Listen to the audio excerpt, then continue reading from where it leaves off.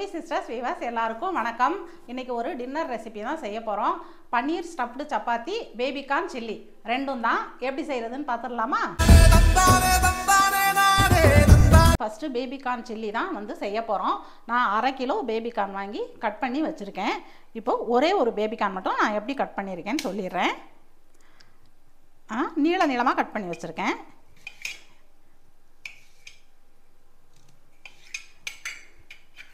இந்த மாதிரி தான் கட் பண்ணேன். இதே மாதிரி எல்லாத்தையும் கட் பண்ணி எடுத்திருக்கேன். இப்போ நம்ம பேபிகார்னில் மசாலா பிரட்டி ஒரு 15 நிமிஷம் ஊற வைக்கணும். அதுக்கு நான் எல்லாம் எடுத்து வச்சுருக்கேன். என்னென்ன சேர்க்கலான்னு பார்த்துடலாம். இது மைதா மாவு 2 ஸ்பூன். நான் 1/2 கிலோ பேபிகார்னுக்கு எடுத்து வச்சுருக்கேன். 2 ஸ்பூன் இதை சேர்த்துடலாம். கார்ன்ஃப்ளவர் மாவு 2 ஸ்பூன்.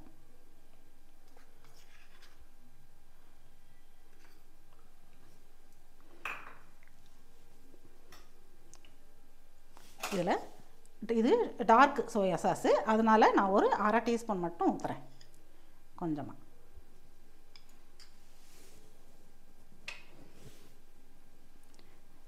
இதில் ஒரு 1/4 ஸ்பூனுக்கு கரம் மசாலா தூள்,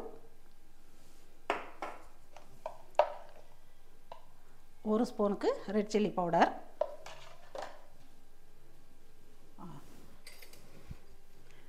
கொஞ்சமாக இஞ்சி பூண்டு பேஸ்ட்டு,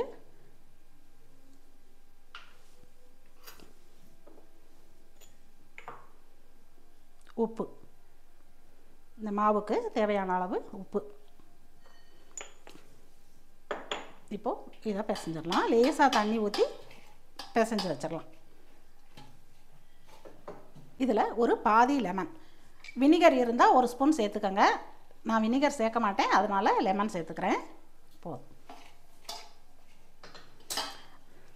இதை மிக்ஸ் பண்ணிவிட்டு கொஞ்சம் கொஞ்சமாக தண்ணி சேர்த்துடலாம். எடுத்த உடனே நிறைய ஊற்றக்கூடாது, கொஞ்சமாக சேர்த்துடலாம்.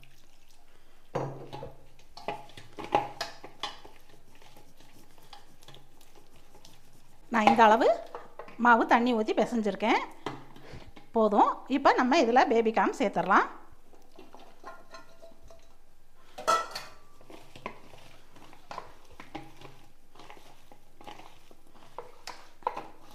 உடஞ்சிராமல் மெதுவாக சேர்க்கணும். இந்த அளவுக்கு மிக்ஸ் பண்ணால் போதும். பாருங்கள், மாவு கொஞ்சம் தான் ஒட்டியிருக்கு. இந்த அளவுக்கு போதும். ஒரு 15 நிமிஷம் ஊறட்டும். அதுக்கப்புறம் நம்ம இதை பொரிச்சு எடுத்துடலாம். 15 நிமிஷம் ஆயிடுச்சு. எண்ணெயும் நல்லா காஞ்சிருச்சு. இப்போ நம்ம பொரிச்சு எடுத்துடலாம். ஒவ்வொன்றா போட்டு எடுத்துடலாம், தள்ளி தள்ளி.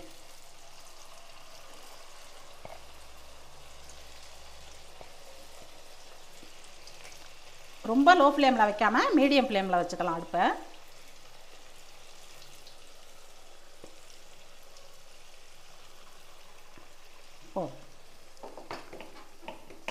உடனே திருப்ப வேண்டாம், கொஞ்சம் நேரம் பொறுத்து திருப்பினா தான் மசாலா பிரியாமல் இருக்கும். வேகட்டும். நல்லா வெந்துருச்சு. இந்த அளவு வெந்தால் போதும். நல்லா கோல்டன் ப்ரௌன் கலரில் வந்துருச்சு. இப்போ எடுத்துடலாம்.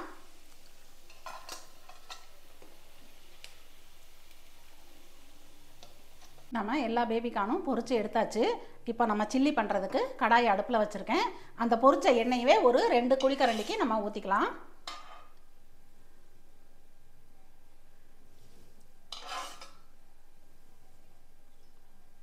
கொஞ்சம் போதும். நான் ஒரு இதில் 7 பூடு பெருசாக இருந்துச்சு, பொடியாக சாப் பண்ணி வச்சுருக்கேன். இப்போ இதை பூடை இதில் சேர்த்துடலாம்.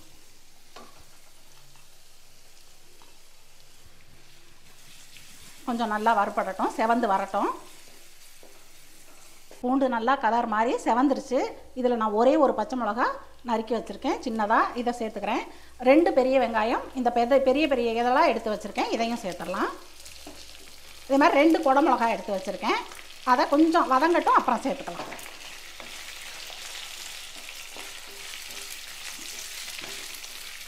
மீடியம் ஃப்ளேம்லேயே வச்சுக்கலாம். வெங்காயம் இந்த அளவு வதங்கினா போதும். இதில் நம்ம ஒரு 1/2 ஸ்பூனுக்கு இஞ்சி பூண்டு பேஸ்ட்டு, 1/2 ஸ்பூன் இஞ்சி பூண்டு பேஸ்ட் சேர்த்துடலாம். இப்போது இதை லேசாக 2 பெரட்டு பெரட்டிட்டு நம்ம குடமிளகா சேர்த்துடலாம். 2 குடமிளகா நறுக்கி வச்சுருக்கோம், இதையும் சேர்த்துக்கலாம்.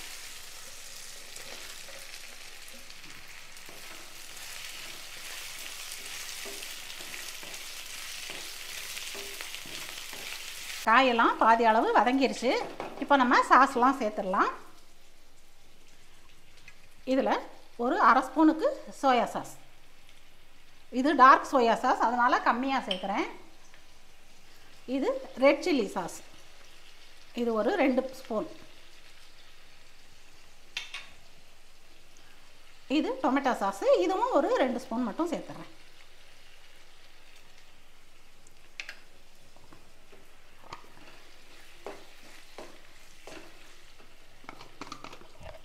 இதில் மிளகாய்த்தூள், இது காஷ்மீரி மிளகாய்த்தூள், கலரும் வரும், சேர்த்துடலாம். கலர் தேவைப்பட்டால் கேசரி கலர் சேர்த்துக்கங்க, நான் சேர்க்கலை கலரு, இதே கலர் தான். இப்போது வதக்கிட்டு உப்பு சேர்த்துடலாம்.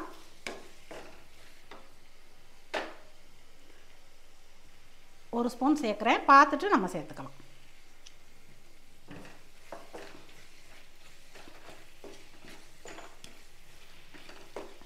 இது கொஞ்சம் பச்சை வாசனை போகிறதுக்காக ஒரு 1/4 டம்ளர் தண்ணி, ரொம்ப வேண்டாம், போதும்.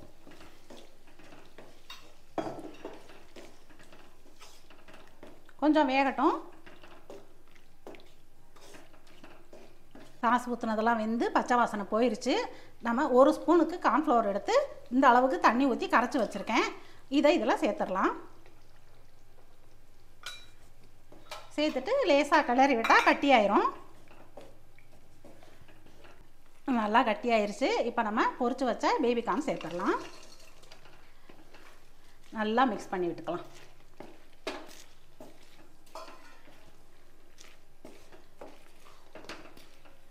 நல்லா மிக்ஸ் பண்ணிட்டேன், போதும் இந்த அளவு மிக்ஸ் பண்ணால். இப்போ நம்ம இதில் கட் பண்ணி வச்சுருக்கிற ஸ்ப்ரிங் ஆனியன் சேர்த்துடலாம்.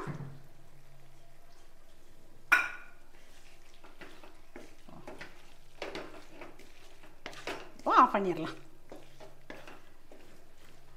நம்ம சப்பாத்திக்கு பன்னீர் ரெடி பண்ணிக்கலாம். நான் இதில் ஒரு 2 பெரிய வெங்காயம் நல்லா பொடியாக சாப் பண்ணி வச்சுருக்கேன், இதை சேர்த்துக்கிறேன். ஒரு பச்சை மிளகா குட்டி குட்டியாக வெட்டி வச்சுருக்கேன், இதையும் சேர்த்துக்கலாம். மல்லித்தழை பொடியாக கட் பண்ணி வச்சுருக்கேன், இதையும் சேர்த்துக்கலாம்.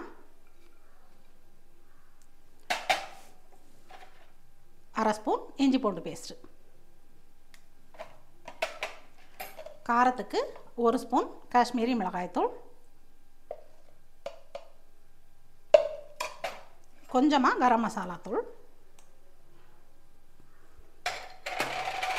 தேவையான அளவு உப்பு.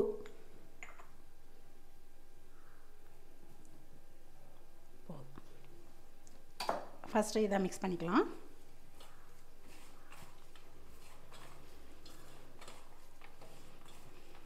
ஒரு 200 கிராம் பன்னீரை வந்து நல்லா துருவி எடுத்து வச்சுருக்கேன், இதை இதில் சேர்த்துடலாம்.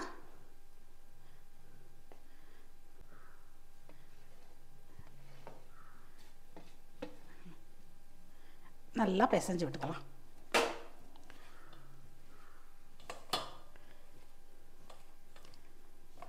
இந்த அளவு மிக்ஸ் பண்ணால் போதும். சப்பாத்தி மாவு நான் ஏற்கனவே பிசைஞ்சு வச்சுருக்கேன். இப்போ நம்ம ஸ்டஃப் பண்ணி சப்பாத்தி சுட ஆரம்பிச்சிடலாம். இப்போது சப்பாத்தி தேய்ச்சிடலாம்.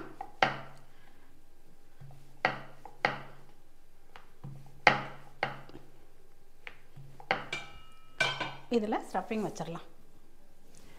நான் வந்து இந்த அளவு உருண்டை எடுத்திருக்கேன் மாவு, இதை இதில் உள்ளே வச்சுட்டு நல்லா மடிச்சிடலாம்.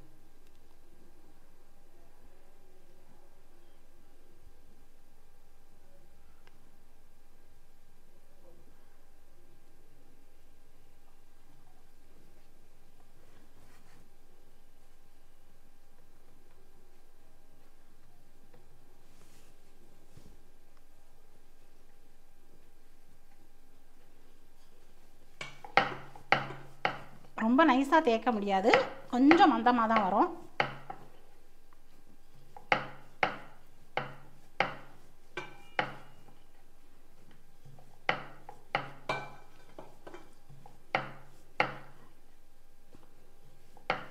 போதும். இந்த அளவு தேய்ச்சா போதும், வெளியே வந்துடும். தவா சூடாயிருச்சு.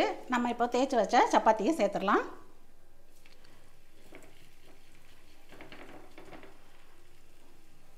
லேசாக எண்ணெய் ஸ்ப்ரே பண்ணிக்கலாம்.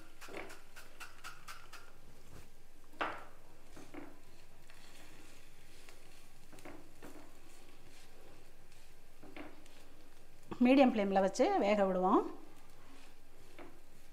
நம்மளோட பன்னீர் ஸ்டஃப்டு சப்பாத்தி ரெடி ஆயிடுச்சு. இப்போ எப்படி இருக்குன்னு பிச்சு பார்த்துடலாம். வா, சூப்பராக இருக்குது பாருங்கள். நல்லா ரொம்ப சாஃப்டாக நல்லா வந்திருக்கு. பன்னீர் ஸ்டஃப்டு சப்பாத்தியும் பேபிகார்ன் சில்லியும் சூப்பராக ரெடி ஆயிடுச்சு. நீங்களும் உங்கள் வீட்டில் இதே மாதிரி ட்ரை பண்ணி பார்த்துட்டு எப்படி இருக்குன்னு சொல்லுங்கள். இந்த வீடியோ உங்களுக்கு பிடிச்சிருந்துச்சுன்னா லைக் பண்ணுங்கள், ஷேர் பண்ணுங்கள், சப்ஸ்கிரைப் பண்ணிவிட்டு பக்கத்தில் இருக்கிற பெல்லை கிளிக் பண்ணிடுங்க. பாய்.